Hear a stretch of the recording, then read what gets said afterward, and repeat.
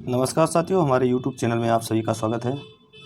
तो आज हम लेकर के आए हैं आप लोगों के लिए उत्तर प्रदेश पुलिस परीक्षा के लिए बहुत ही महत्वपूर्ण जीके जीएस के क्वेश्चन, जो कि विगत वर्षों में आए हुए क्वेश्चंस हैं, यानी कि सेम टू सेम पेपर से कॉपी करके लाया हूं। देखिए दोस्तों, पिछले परीक्षाओं में क्वेश्चंस का लेवल बहुत ही मॉडरेट था। तो आइए देखते हैं इन क्वेश्चनों को, क्योंकि उत्तर प्रदेश पुलिस परीक्षा के प्रश्न हैं ये। तो आइए देखते हैं। क्वेश्चन नंबर पहला है दोस्तों कि इतिहासकारों के अनुसार निम्नलिखित में से किसी दिल्ली का पहला सुल्तान माना जाता है। तो इसका आंसर होगा दोस्तों कुतुबुद्दीन ऐबक, यानी कि option number B is the right answer. Next question, निम्नलिखित कथनों को पढ़ें और सही विकल्प चुनें। तो ये कथन दिए गए हैं दोस्तों।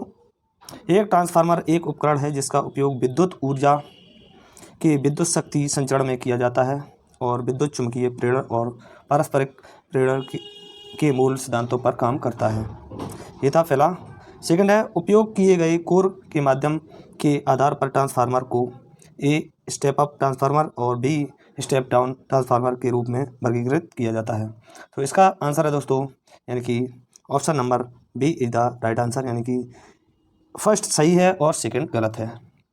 नेक्स्ट है हमारा क्वेश्चन नंबर 40, यानी कि क्वेश्चन नंबर 40 देखिए दोस्तों।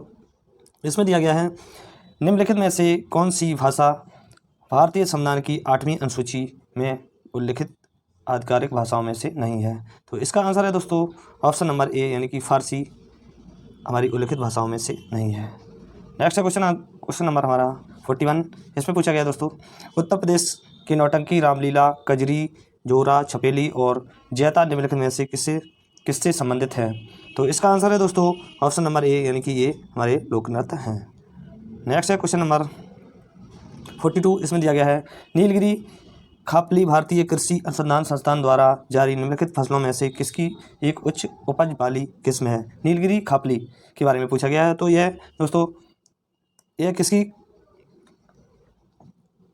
किस फसल की उच्च उपज वाली किस्म है। तो इसका आंसर है दोस्तों option number D is the हमारा राइट आंसर। नेक्स्ट है हमारा क्वेश्चन नंबर 43 और इसमें पूछा गया है दोस्तों, केंद्रीय पुलिस प्रशिक्षण अकादमी CAPT में निम्नलिखित में से किस श्रेणी के अधिकारियों को बुनियादी प्रशिक्षण मिलता है। तो इसका आंसर है दोस्तों ग्रुप ए, यानी कि ऑप्शन नंबर ए सही है हमारा। ग्रुप ए के अधिकारियों को बुनियादी प्रशिक्षण दिया जाता है। नेक्स्ट हमारा क्वेश्चन नंबर 44 और इसमें पूछा गया दोस्तों, अगस्त 2020 में शौर्य चक्र पुरस्कार से किसे सम्मानित किया गया है। तो इसका आंसर है दोस्तों ऑप्शन नंबर ए, यानी कि विशाख नायर को शौर्य चक्र पुरस्कार से सम्मानित किया गया है 2020 में। नेक्स्ट हमारा क्वेश्चन नंबर 45 और इसमें पूछा गया दोस्तों, इथोपिया की मुद्रा क्या है। तो इसका आंसर है दोस्तों इथोपिया की मुद्रा है बिर, यानी कि यह हमारा right answer option number D. Next है हमारा क्वेश्चन नंबर 46। इसमें पूछा गया, अर्जेंटीना की राजधानी इनमें से कौन सी है। तो इसका आंसर है दोस्तों ब्यूनस आयर्स, अर्जेंटीना की राजधानी है ब्यूनस आयर्स। नेक्स्ट है हमारा क्वेश्चन नंबर 47। इसमें पूछा गया दोस्तों, मानवाधिकार परिषद निम्नलिखित में से किस वर्ष में गठित किया गया था। तो ये ऑप्शन दिए गए हमारे दोस्तों। तो option number C is the right answer, यानी कि 2006 में मानवाधिकार परिषद की स्थापना की गई थी। नेक्स्ट है हमारा क्वेश्चन नंबर 48 और इसमें पूछा गया है, भारत में कितने केंद्रीय गुप्तचर प्रशिक्षण विद्यालय हैं। तो इसका आंसर है दोस्तों ऑप्शन नंबर बी, यानी कि 5, यानी कि 5 भारत में केंद्रीय गुप्तचर प्रशिक्षण विद्यालय हैं। नेक्स्ट है हमारा क्वेश्चन नंबर 49 और इसमें दिया गया दोस्तों, प्रसिद्ध पुस्तक द कैलकटा क्रोमोसोम निम्नलिखित में से किस लेखक द्वारा लिखी गई है। कैलकटा क्रोमोसोम, इस पुस्तक को दोस्तों लिखा है हमारे अमिताभ घोष ने, यानी कि option number C is the right answer. Next है हमारा क्वेश्चन नंबर 50, यानी कि वायुमंडलीय सापेक्ष आर्द्रता को मापने के लिए उपयोग किया जाने वाला उपकरण निम्नानुसार है। तो वायु आर्द्रता को मापने का उपकरण दोस्तों option number B is the right answer, यानी कि हाइग्रोमीटर वायु आर्द्रता को मापने का उपकरण है। नेक्स्ट है हमारा क्वेश्चन नंबर 51। इसमें दिया गया है, भारत में लोसुंग या लोसांग त्यौहार ज़्यादातर हर साल दिसंबर के महीने में मनाया जाता है। यह त्यौहार भारत के किस राज्य का सबसे महत्वपूर्ण त्यौहार है। तो इसका आंसर है दोस्तों option number B is the right answer, यानी कि सिक्किम में मनाया जाता है लोसुंग या लोसांग त्यौहार। नेक्स्ट हमारा क्वेश्चन नंबर 52 और इसमें पूछा गया दोस्तों, निम्नलिखित में से कौन से देश संयुक्त राष्ट्र सुरक्षा परिषद के स्थायी सदस्य हैं। यानी कि संयुक्त राष्ट्र सुरक्षा परिषद के स्थायी सदस्य देशों के नाम पूछे गए हैं, तो इसमें option number D is the right answer, यानी कि संयुक्त राज्य अमेरिका, रूस, यूके और फ्रांस और चीन इसमें है। नेक्स्ट है हमारा क्वेश्चन नंबर 53, इसमें पूछा गया है कुतुबुद्दीन ऐबक किस राजवंश का संस्थापक था, तो option number C is the right answer, यानी कि गुलाम वंश का संस्थापक था कुतुबुद्दीन ऐबक। नेक्स्ट है हमारा क्वेश्चन नंबर 54, इसमें दिया गया है निम्नलिखित विकल्पों में से कौन सा मध्य प्रदेश में स्थित यूनेस्को की विश्व धरोहर स्थलों में से एक नहीं है, यानी कि यूनेस्को की विश्व धरोहरों में शामिल नहीं है, इनमें से कौन सा ऑप्शन है। तो इसमें देखते हैं दोस्तों, option number B is the right answer, यानी कि ऑप्शन नंबर बी ये है हम्पी स्मारक, जो कि यूनेस्को की विश्व धरोहर में शामिल नहीं है और शेष सभी यूनेस्को की विश्व धरोहर में शामिल है। नेक्स्ट हमारा क्वेश्चन नंबर 55, और इसमें पूछा गया दोस्तों भारत के निम्नलिखित में से किस देश के साथ भूमि सीमा का एक समझौता किया जो जून 2015 के अनु समर्थन पुष्टि या इंस्ट्रूमेंट्स ऑफ रेटिफिकेशन के आदान प्रदान के बाद लागू हुआ, तो इसका option number B is the right answer, यानी कि ऑप्शन नंबर बी सही है, यानी कि बांग्लादेश के साथ हुआ है। नेक्स्ट हमारा निम्नलिखित में से किस देश को राष्ट्रीय एकता दिवस के रूप में मनाया जाता है, तो ये बहुत ही मोस्ट इंपॉर्टेंट क्वेश्चन है, ये बहुत ही अक्सर परीक्षाओं में पूछा जाता है। यह answer number C is the right answer, यानी कि 31 अक्टूबर को राष्ट्रीय एकता दिवस के रूप में मनाया जाता है।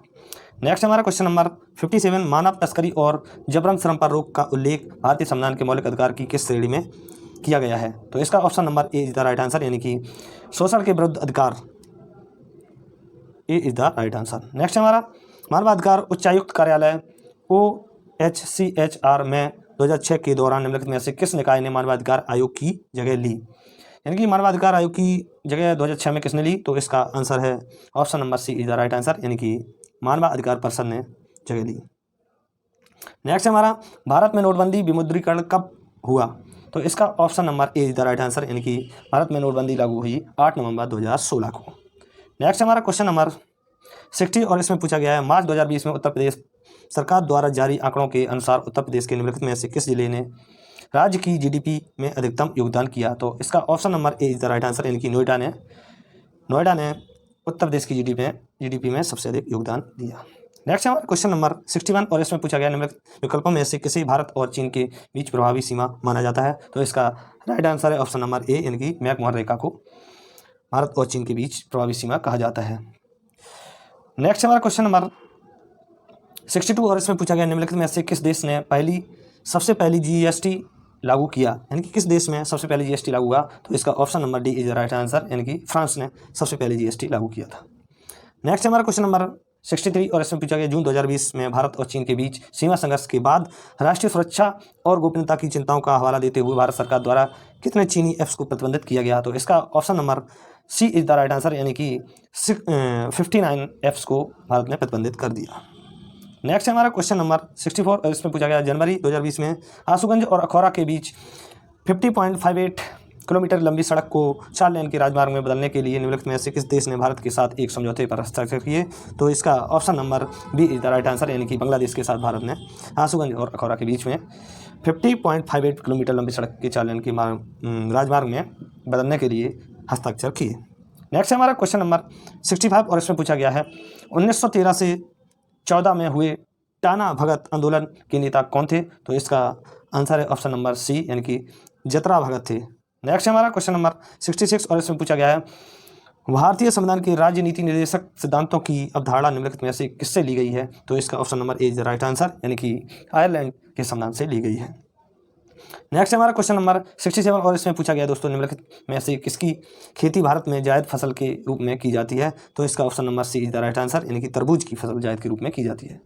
नेक्स्ट हमारा और क्वेश्चन नंबर 68, और इसमें पूछा गया निम्नलिखित में से कौन राजस्व विभाग का उच्चतर अधिकारी होता है, तो इसका आंसर है ऑप्शन नंबर ए, यानी कि राजस्व सचिव इनमें से उच्चतर अधिकारी होता है। नेक्स्ट है क्वेश्चन नंबर 69, निम्नलिखित में से कौन भारत के प्रथम सर्वोच्च वीरता पुरस्कार परमवीर चक्र से सम्मानित हुए थे, तो इसमें प्रथम परमवीर चक्र विजेता मेजर सोमनाथ शर्मा को किया गया था। नेक्स्ट हमारा क्वेश्चन नंबर 70, उस देश का नाम बताइए जिसके साथ भारत ने अक्टूबर 2019 में दूध और दूध उत्पादों की आपूर्ति के लिए मेमोरेंडम ऑफ इंटरेस्ट मोल पर हस्ताक्षर किए, तो इसका आंसर है ऑप्शन नंबर यानी कि सी इज द राइट आंसर, यानी कि श्रीलंका के साथ। नेक्स्ट हमारा क्वेश्चन नंबर 71, इसमें पूछा गया निम्नलिखित किस वर्ष में भारतीय IT अधिनियम 2000 में प्रमुख संशोधन किया गया? तो option number C is the right answer, यानी कि 2008 में प्रमुख संशोधन किया गया IT में।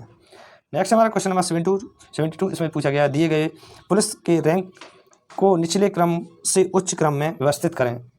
तो इसमें option number B is the right answer दोस्तों। इसमें हेड कांस्टेबल, उसके बाद इंस्पेक्टर, उसके बाद सहायक उप पुलिस अधीक्षक, उसके बाद पुलिस उप महानिरीक्षक होता है। तो option number B is the right answer. Next हमारा क्वेश्चन नंबर 73 और इसमें पूछा गया, नोटबंदी से पहले अर्थव्यवस्था में 500 रुपये के नोटों की संख्या कितनी थी? तो इसका option number B is the right answer, यानी कि 17,162 मिलियन नोटों की संख्या थी, यानी कि नोटबंदी से पहले 500 के। नेक्स्ट हमारा क्वेश्चन नंबर 74 इसमें पूछा गया दोस्तों, निम्नलिखित कथनों में से पढ़ें और सही विकल्प चुनें। यानी कि बोबली बीड़ा कर्नाटक शास्त्रीय संगीत में इस्तेमाल किया जाने वाला एक बृहद खिंचाव वाला तंतु वाद्य यंत्र है। और सेकंड है, मौलवी बीड़ा को आमतौर पर एकंडा बीड़ा के रूप में जाना जाता है क्योंकि ये लकड़ी के एक टुकड़े से बनाए जाते हैं। तो इसका option number A is the right answer, यानी कि एक फर्स्ट सही है और सेकंड भी सही है, यानी कि दोनों सही है, यानी कि option number A is the right answer.